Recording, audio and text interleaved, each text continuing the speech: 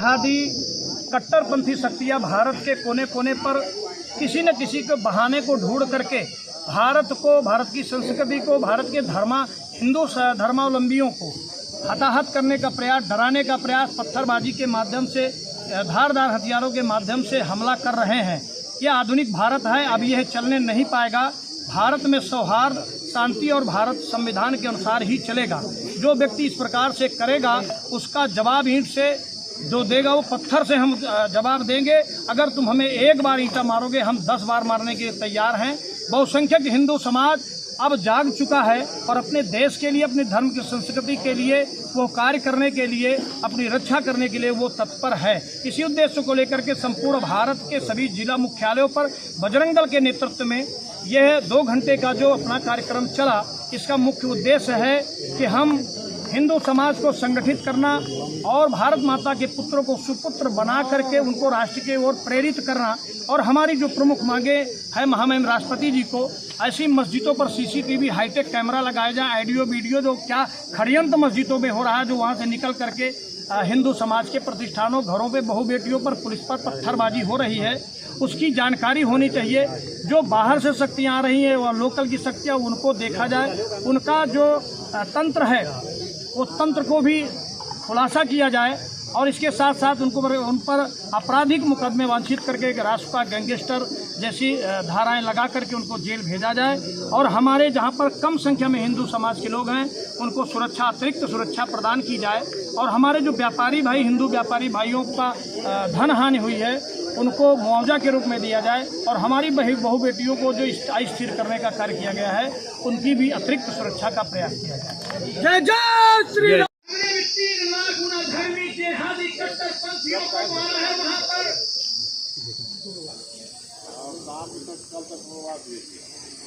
इसके पश्चात सदी प्रशिक्षित सेना से मुकाबला किया है। हम लड़े हैं, कटे हैं, मरे हैं। हमको पता था कि हम 1 लाख की सेना के सामने सामान्य से नौजवान 10,000, 20,000 की सेना एक दिन भी नहीं टिक सकती है। लेकिन हमने अपनी मृत्यु को काल के काल में समाना स्वीकार किया, लेकिन अपने मर्यादा पुरुषोत्तम श्री राम के सम्मान पर कोई समझौता हमने नहीं किया है। आज उसी का परिणाम है। जैसे जटायु ने यह संकल्प लिया कि रावण जैसे इतने बड़े वीर के सामने अगर हम लड़ेंगे तो मेरी मृत्यु सुनिश्चित है, लेकिन मेरे सामने कोई भी नारी का अपहरण करके ले जा रहा हो और हम अपनी मृत्यु के डर से उसने वाला भी ना होता और वो कभी ना जान पाता कि भगवान राम अयोध्या की पावन भूमि पर बने हैं, पैदा हुए, अवतरण हुए हैं, उनका इतिहास कोई जानने वाला नहीं होता। आज उसी का परिणाम है कि बच्चा बच्चा जानता है कि अयोध्या की पावन भूमि पर हमारे आराध्य भगवान प्रभु श्री राम का अवतरण हुआ है। 76वें बार हमने युद्ध जीता और यह अंतिम युद्ध था। हमने उस अधर्मी स्थान को विध्वंस करते हुए आप जैसे नौजवानों के द्वारा उसको समाप्त किया। और मर्यादा ने कहा कि जब से भगवान प्रभु राम के अयोध्या की पावन भूमि पर मंदिर बनने का कोर्ट के द्वारा ये निर्णय सुनाया गया, तब से बात हजम नहीं हो रही उनको। लेकिन याद रखो, आज मैं इस कार्यक्रम के माध्यम से आप सबको बता रहा हूं कि भारत पर मुसलमान बाहर से नहीं आए, जो आए वो समाप्त हो गए।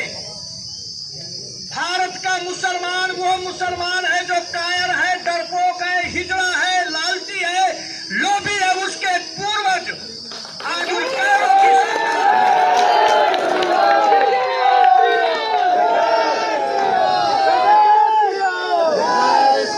वो हिजड़ों की संतानें हमको आंखें दिखाने का कार्य कर रही हैं। हमारे पूर्वजों का इतिहास देखिए कि हमारा से चिरवाए गए, हमने खोलते हुए तेल पर डाला गया, हमारे एक एक अंग काटे गए, लेकिन हमारे पूर्वजों ने धर्म परिवर्तन नहीं किया।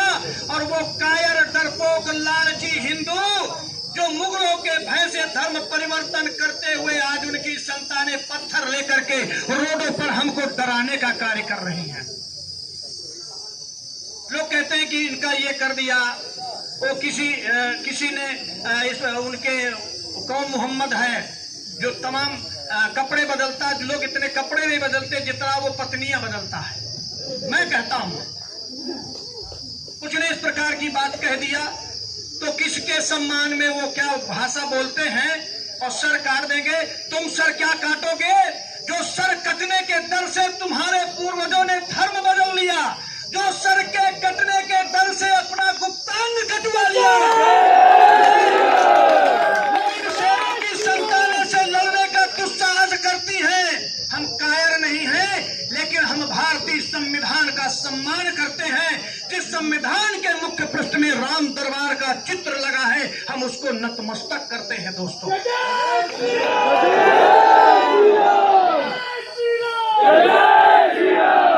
मीडिया ने कहा इस प्रकार से किसी के धर्म को आहत करने वाली बात नहीं बोलनी चाहिए। मैं कहता हूं नहीं बोलूंगा, मैं कसम पूर्वक नहीं बोलूंगा, लेकिन हमें इतना बता दिया जाए कि मेरठ के दंगे में कौन बात बोली गई, कलकत्ता के दंगे में कौन बात बोली गई, आजमगढ़ के दंगे में कौन बात बोली गई, कश्मीर के दंगे में कौन बात बोली गई। भारत विभाजन के समय हम गुलाब की माला पहना करके पाकिस्तान भेजते थे। वो हमारे हिंदू भाइयों को जो ट्रेनें आती थी खून की लाशों से पटी हुई, लाशों के ढेर ट्रेन से जब स्टेशन भारत की धरती का पहला रेलवे स्टेशन आया तो वहां का गार्ड लालटेन लेकर के गया, ट्रेन रुकी और गार्ड गया लेकर के खिड़की के पास, उतरिए भारत आ गया, डरने की जरूरत नहीं है, उतरिए ट्रेन आ गई है, भारत के बॉर्डर पे पहले स्टेशन पे आ गई है।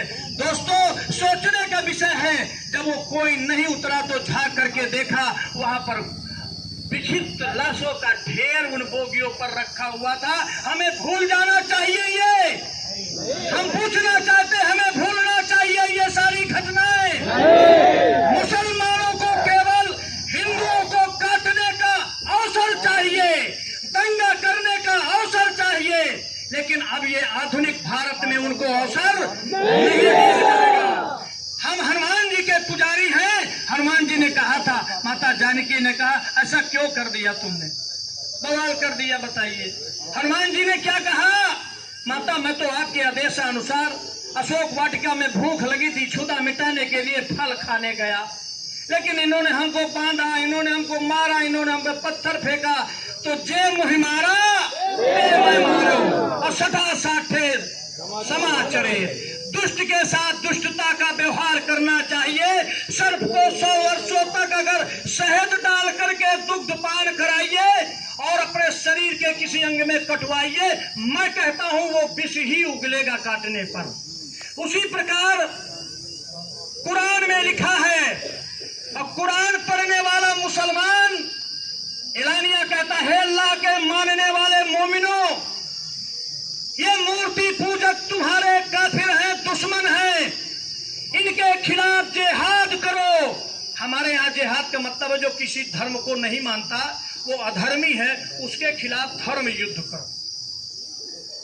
और उनके अनुसार जिहाद का मतलब है मूर्ति पूजा करने वाला और जो इस्लाम को नहीं मानता है उसके खिलाफ जिहाद करो। यदि मारे जाओगे तो जन्नत नसीब होगी, और वहां भी खुराफात है, जन्नत में भी उनके खुराफात है। और हमारी जन्नत में क्या है? यदि श्रेष्ठ नेक धार्मिक कार्य करोगे, मरने के पश्चात स्वर्ग में जाओगे, वहां प्रभु के चरणों में उनकी सेवा करने का अवसर मिलेगा। और उनके यहाँ सब कोई जानता है। और जब अपनी मौत मरोगे, दो कारण उन्होंने कहा, ध्यान से सुन लीजिए। यदि जिहाद करते समय मारे जाओगे तो जन्नत नसीब होगी। एक मीडिया महिला थी, उसने बहुत बढ़िया प्रश्न किया था, बोले ये बताइए कि यहाँ भी आप लोग महिला को जो है मनोरंजन का केंद्र मानते हो और वहां भी मानते हो, तो अगर मैं जिहाद करूं काफिरों के खिलाफ तो जन्नत में मारी जाऊंगी, तो जन्नत में मुझे क्या मिलेगा? अब लोग तो उसने कहा, पति, आपका पति वहां भी मिलेगा। बोला पति कुरूप हो, मारता रहा हो इस धरती पर, हम परेशान थे, तो वही पति यहाँ भी, वही पति वहां भी। और आपके लिए 16,000 और हमारे लिए वही बूढ़ा जर्जर पति। तो हमारे लिए वहां भी संकट, यहाँ भी संकट। ये बताइए, अल्लाह ताला ने कुरान में केवल पुरुषों के कल्याण की कामना किया है कि महिलाओं को भी कुछ कहा है? कोई जवाब नहीं दे पाया है, क्योंकि वहां सब कुछ गफलत है। तो वहां सब कुछ गफलत है। डॉक्टर साहब ने कहा ना, जाकिर नाइक ने वही बात दाढ़ी रखा करके और जाली वाली टोपी पहन करके बोला, तो वो उसका आदमी है, अल्लाह का बंदा है, तो वो कुछ भी बोले, वो गाली दे तो भी चलेगा। और कोई भी बहन पढ़ी लिखी, लायर, विद्वान, यदि वही बात को वो भी बोल देती है, तो हमारे किसके शान में गुस्ताखी? अरे तुम्हारी शान ही क्या है दोस्तों? जो तुम शंकर वर्ण हो, स्वयं शंकर वर्ण हो, तुम्हारी कोई हकीकत नहीं है। तुम्हारे देश में, तुम्हारे क्षेत्र में वो प्रचार नहीं होता। आए द कंप्लीट मैन डायमंड पहनिए, क्योंकि वो कंप्लीट होते ही नहीं है, ये सब कोई जानता है। हिंदू कंप्लीट होता है। भारत के बंटवारा के समय हिंदुओं का पाकिस्तान में रहने वाले हिंदुओं का क्या दोष था?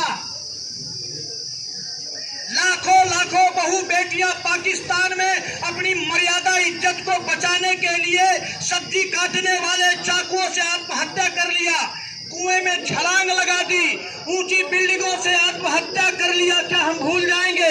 मेरठ के दंगे को भूल जाएंगे? 23% बांग्लादेश में हिंदू था, आज वो 6-7% बचा है, क्या हम भूल जाएंगे? हमें अब भूलना नहीं होगा। पत्थरबाजी करोगे, हमारे यहाँ का व्यक्ति मंदिर से निकलता है पूजा करके, तो वो लंगर चलाता है और प्रसाद बांटता है। आखिर कौन सी तकरीर दी जाती है खुराफात की मस्जिद में, जो वहां से निकलने के बाद पत्थरबाजी करते हैं? ये कोई प्रश्न करता है, उसका उत्तर मेरे पास है, क्योंकि इनका निर्माण ही तलवार से हुआ है। एक हाथ में कुरान और दूसरी हाथ में तलवार लेकर के पूरी धरती पर ये घूमे हैं और मार काट किया है। और यहां तक कहा है कि जो भी मिले संपत्ति वो हमें आधा दो और आधा सैनिक ले जाएं। और यहां तक उन्होंने कहा है कि जो भी महिला सुंदर मिलती है उसको आप ले लो। हमारे यहाँ छत्रपति शिवाजी जब जीते तो दुश्मन की बहु बेटियों को लेकर के उनके सामने ले गए और कहा कि ये बहुत सुंदर, ये दुश्मन की बेटी के साथ विवाह करो।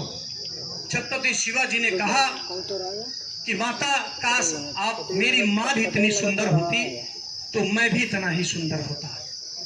ऐसी संस्कृति हमारे यहाँ अपनी पत्नी को छोड़ करके सभी बहन बेटियां बहू बेटी के समान हैं, और उनके यहाँ अपनी बहन बेटियों में भी खतरा है।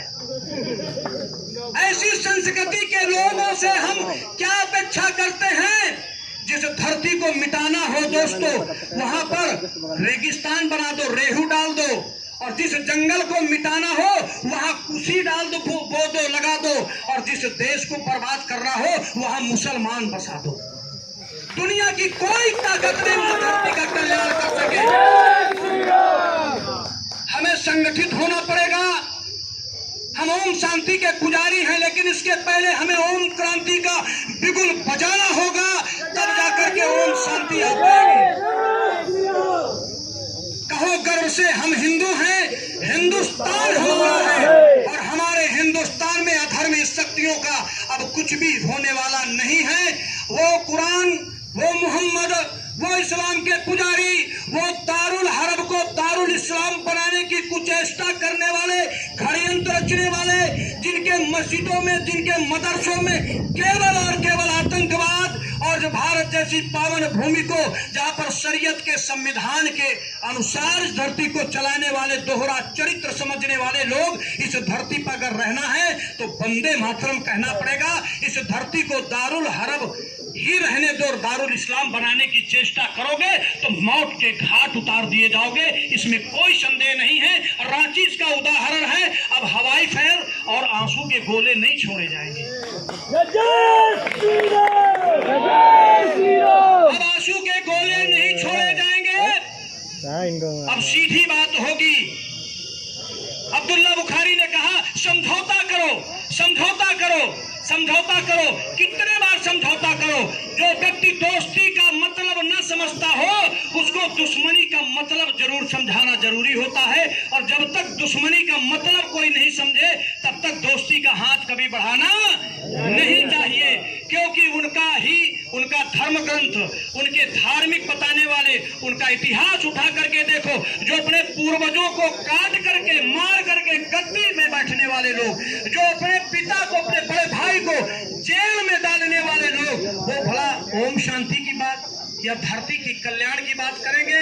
नहीं करेंगे। ये शरीयत वाला कानून भारत की पावन भूमि पर नहीं चलेगा। जिस संविधान पर डॉक्टर भीमराव अंबेडकर ने भगवान राम दरबार का चित्र स्थापित किया है, राम राज बैठे त्रिलोका और हर्षित भय गए सब शोका, इस धरती पर शोक का नामो निशान नहीं होगा। सबकी प्रसन्नता होगी, प्रकृति मुस्कुराएगी, फल पौधे फूल सब अपने समय से फल देंगे, पुष्प सुगंधित होगा। कोई भी पुत्र के सामने, पिता के सामने पुत्र की मृत्यु नहीं होगी, सब कोई रोजगार में होगा। और ये तब होगा जब यहाँ पर शांति और सौहार्द का वातावरण होगा। ये गंगा जमुनी जो चलता है ना, मीटिंग में बड़ा चलता गंगा जमुनी, ये किसी ने अगर जाना हो तो बताओ भाई। हमने तो जमुना जी को देखा है। ये जमुनी क्या होता है? अरे भाई, जमुनी फल होता है जिसको देखने से और ऐसे दबाने से दोनों से घृणा आती हूँ। तो ये गंगा जमुनी नहीं चलेगी। ये गंगा माता की धरती है, ये यमुना मैया की पावन भूमि पर है। और यहाँ पर वही होगा जो गंगा मैया का संस्कार लेकर के पैदा हो, और जो भारत माता को डायन कहता हो, जो गौ माता को काट कर खाने वाला हो, जो गंगा मैया के पवित्र जल को वो पानी का नाम देने वाला हो, जो हमारा मित्र नहीं हो सकता, हमारा भाई नहीं हो सकता है, और जो हमारा भाई नहीं हो सकता, हमारा मित्र नहीं हो सकता, वो इस धरती पर रहने का अधिकारी नहीं है। मैं दो शब्द बोल करके अपनी बात को समाप्त करता हूँ। कानपुर में पत्थरबाजी हुई, कानपुर में पत्थरबाजी हुई, क्या उद्देश्य था? कोई उद्देश्य नहीं था, केवल हिंदुओं को डराना, केवल हिंदुओं को डराना। अगर नूपुर शर्मा का विरोध करते हो तो सबसे पहले जाकिर नाइक का अक्षर कलम करो। तुम्हारे कौन है मुझे तो नहीं पता, उनकी शान में गुस्ताखी करने वाला पहला व्यक्ति ही मृत्यु के घाट उतारा जाए तब जाकर के हम उसका विरोध करेंगे। तो मैं आज आप सबको आखिरी बात कहते हुए अपनी बात को समाप्त करूंगा कि इनको केवल और केवल बहाना चाहिए, चूंकि इनके धार्मिक ग्रंथ कुरान, एकमात्र हदीस कुरान में लिखा है, हे अल्लाह के मानने वाले मोमिनों, ये काफिर हैं, इनका कत्ल करो, इनको इस्लाम धर्म स्वीकार करो, यदि नहीं मानते तो इनकी हत्या कर दो। और ये संपूर्ण धरती जो है अल्लाह ताला के मानने वाले लोगों की है, और जो धरती उस देश के संविधान के अनुसार चलती हो वो दारुल हरब है, और जो धरती शरीयत के अनुसार अर्थात इस्लामिक कानून के अनुसार चलती हो वो दारुल इस्लाम है। इसलिए हे मोमिनो, ये धरती अल्लाह ताला की है, और ये दारुल इस्लाम से दारुल हरब से दारुल इस्लाम में परिवर्तित करना ये अल्लाह का आदेश है। इसके खिलाफ जिहाद करो, और जो जिहाद में मारे जाओगे तो जन्नत नसीब होगी। और यदि तुम जिंदा रहे तो आप सब हिंदू समाज बड़ी बड़ी बिल्डिंगें, मोटी मोटी चैन जो लगा करके लेकर के घूमते ऊपर उपभोग करोगे, क्योंकि कश्मीर इसका उदाहरण है। जितना बड़ा हम सबका बेडरूम है, कश्मीर के हिंदुओं का उतना बड़ा बाथरूम हुआ करता था।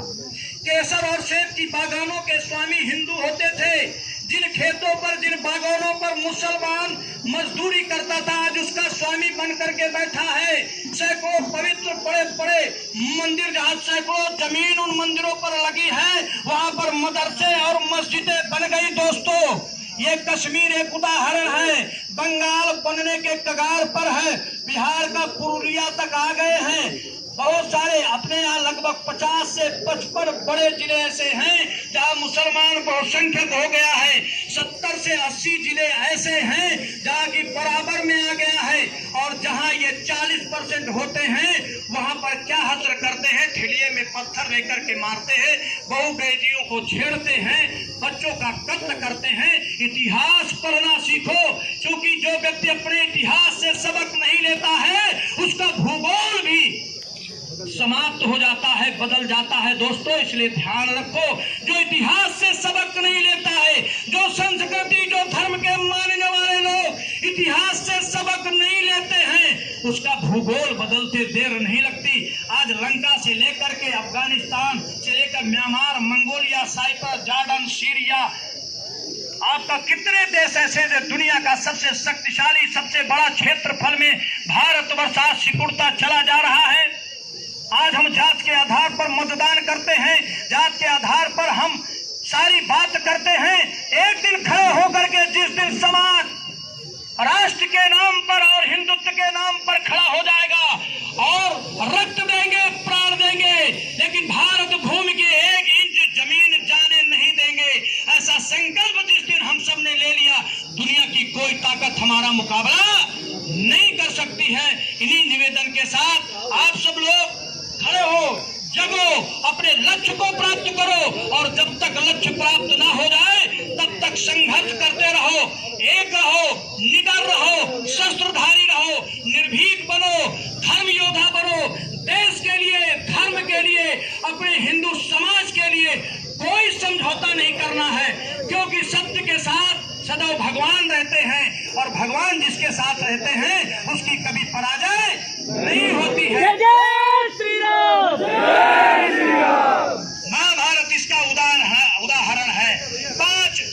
पांच लोगों ने इतने बड़े महाभारत को कैसे जीत लिया? क्योंकि सत्य के साथ थे, और सत्य के साथ त्रिलोकीनाथ विष्णु अवतार भगवान श्री कृष्ण थे। इसलिए हमारे साथ सारे देवी देवता, सारी शक्तियां हैं, हम सत्य के मार्ग पर, लेकिन निडर, निर्भीक, संगठित, शस्त्रधारी राष्ट्रभक्त बनना सीखो, तब जाकर के तुम्हारा आने वाली पीढ़ी का कल्याण होगा, आने वाले समाज का कल्याण होगा, तुम्हारी पूरी दुनिया में पहचान बनेगी। तुम फिर विश्व गुरु के मानस पटल पर भगवा ध्वज लेकर के माउंटेन एवरेस्ट की चोटी में खड़े होकर के वंदे मातरम का उद्घोष करोगे, और पूरी दुनिया का नेतृत्व तुम्हारे चरणों में सर झुका करके तुमको प्रणाम करेगा। इन्हीं शब्दों के साथ मैं अपनी बात को विराम देता हूँ। भारत माता की जय, जय श्री राम। हमारी प्रमुख मांगे हैं, आज महामहिम राष्ट्रपति जी को देना है, जो नंबर 1, सभी मस्जिदों पर सीसीटीवी कैमरे लगाए जाएं, जो ऑडियो और वीडियो दोनों चले।